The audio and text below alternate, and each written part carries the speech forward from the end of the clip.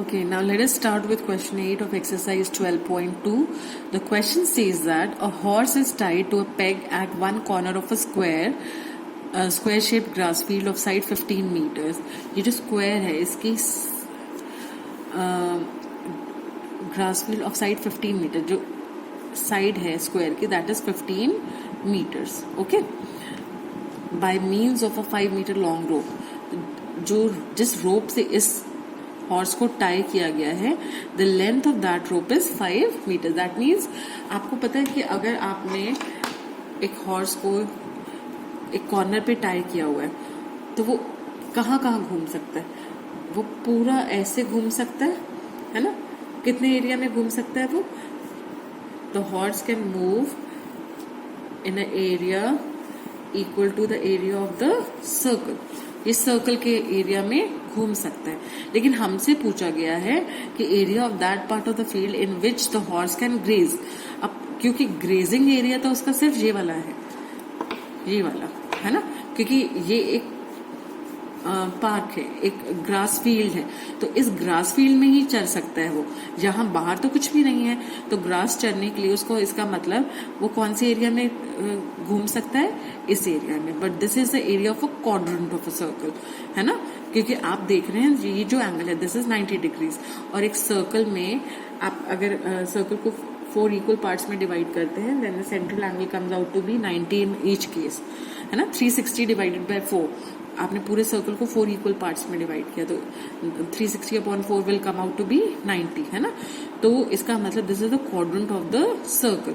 तो अगर आपसे पूछा जाए कि find out the area in which the horse can graze, so you will write the horse can graze in the area equal to the quadrant of a circle. अब quadrant क्या होता है? एरिया. आप एरिया ऑफ द क्वाड्रेंट कैसे find out कर सकते हैं? Quadra means fourth, है ना. तो जब क्वाड्रेंट की बात करें तो आपने एक तरह से सर्कल का 1/4 करना है. तो आपने पाई आर स्क्वायर जो एरिया का सर्कल का एरिया है उसका 1/4 कर देना है. ओके. या आप अगर सीधा फॉर्मूला भी लगाते हैं area of the sector pi r square theta upon 360, तो this will come out to be 22/7 into r square is 5 into 5 into theta is 90 upon 360. 90 upon 360 को आप कैंसिल करेंगे तो वहां से भी आपको 1/4 मिल जाएगा. तो ये है area of the circle, pi r square का 1/4 कर दिया आपने. That comes out to be 78.5/4. Okay. अब वो कह रहे हैं in case rope is increase from 5 metres to 10 metres. पहले तो उसकी रोप की लेंथ 5 मीटर थी, अब अगर उसकी रोप की लेंथ 10 मीटर कर दी जाती है तो what will be the increase in the grazing area. तो कितना ग्रेजिंग एरिया उसका बढ़ जाएगा. ठीक है. तो हमने क्या करा, अगर रोप की लेंथ 10 मीटर हो जाती है then what will be the area of the sector. अब इस केस में आपका रेडियस क्या लेना है आपने? 10. तो एक तरह से आप अगर ऑब्जर्व करें तो एवरीथिंग रिमेन्स द सेम. बस अब क्या हो रहा है कि अब रोप की लेंथ 5 से कितनी हो गई है? 10 हो गई है. तो जब आप एरिया ऑफ द सर्कल निकालते हैं, एरिया ऑफ द क्वाड्रेंट निकालने के लिए आप एरिया ऑफ द सर्कल का 1/4 करेंगे. अब एरिया ऑफ द सर्कल में आप देख रहे हैं क्या फर्क आ रहा है. यहाँ पे रेडियस 5 था, अब रेडियस 10 है. तो जब आप आर स्क्वायर करते हैं तो 5 का स्क्वायर विल बी 25 और यहाँ 10 का स्क्वायर विल बी 100. तो चेंज जो आपका आ रहा है आप देख रहे हैं 100 और यहाँ पर आपका था 25, है ना. तो आपका एक तरह से 4 टाइम्स इंक्रीज हो रहा है area of this sector when the length of the rope is increasing from 5 to 10.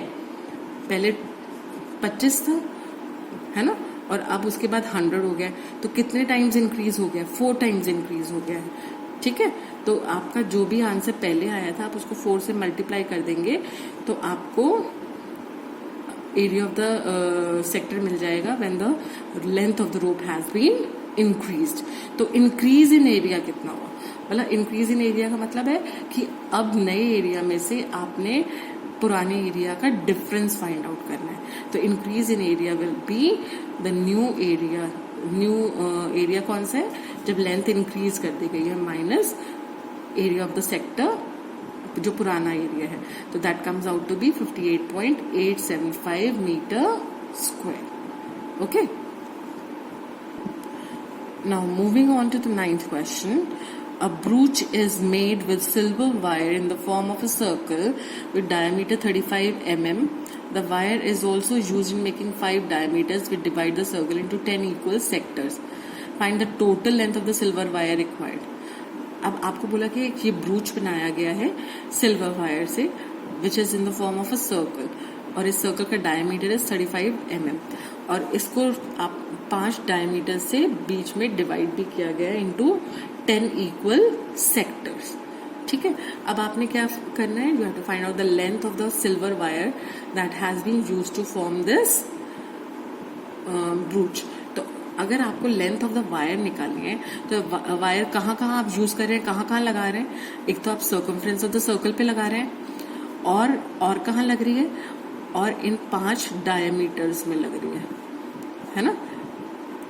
Wire कहाँ कहाँ यूज हो रही है, एक तो ये आउटर बाउंड्री में यूज हो रही है, आउटर बाउंड्री मतलब the circumference of the circle, और कहाँ लग रही है, जो 5 डायमीटर्स आपने बनाए, 1 2 3 4 और 5. तो length of the silver wire required will be equal to the circumference of the circle plus length of the 5 diameters. अब circumference of the circle is 2 pi r plus length of the 5 diameters will be 5 into diameter की length कितनी है 2r. Now you can take 2r common, या आप इसको ऐसे ही रहने दीजिए, जरूरी नहीं आपने इस कैलकुलेशन को यूज करना है. आप इसको ऐसे भी लिख सकते हैं, pi into 2r plus 5 into 2r. अब आपको पाई की वैल्यू पता है 22/7, 2r आपको 35 दिया हुआ है. 2r is the diameter, twice the radius है ना diameter, plus 5 into 2r is 35. So this is equal to, जब आपने ये किया तो 110 plus this comes out to be, अगर इसको हम मल्टीप्लाई करेंगे तो 175, और that will be equal to 285 millimetres. Okay, आप कैलकुलेशन का पार्ट अपने हिसाब से कुछ भी कर सकते हैं. Now the second part, the area of each sector of the ब्रूच. अब ब्रूच आपने देखा कि जो बना है, जो इनर पोर्शन है इस ब्रूच का, that has been divided by 5 diameters into 10 sectors of equal area. तो एक तरह से आपने इस पूरे सर्कल के एरिया को 10 इक्वल पार्ट्स में डिवाइड कर दिया. तो अगर आपने एक सेक्टर का एरिया निकालना है तो उसके लिए आप क्या कर सकते हैं, you can find out the area of the circle and divided by 10. तो area of the circle will be pi r square upon 10. ठीक है, अब पाई r स्क्वायर इज 22/7. रेडियस क्या है, radius is half the diameter, diameter 35 mm है, तो radius आपका हो जाएगा 35/2, इसलिए r स्क्वायर हो जाएगा 35/2 इंटू 35/2 अपॉन 1/10. डिवाइड बाय 10 कर रहे हैं ना आप, तो जब आप सारी चीजों को कैंसिल करेंगे तो जो final answer will be 385/4 millimetre square. Since it is the area, तो आपका जो आंसर आएगा that will be in millimetre square. यहाँ your answer will be in millimetre because you are finding out the length of the silver wire required. Length is length एक तरह से linear term हुई है ना, इसलिए यहाँ पर it will be mm. I hope this is clear. Thank you.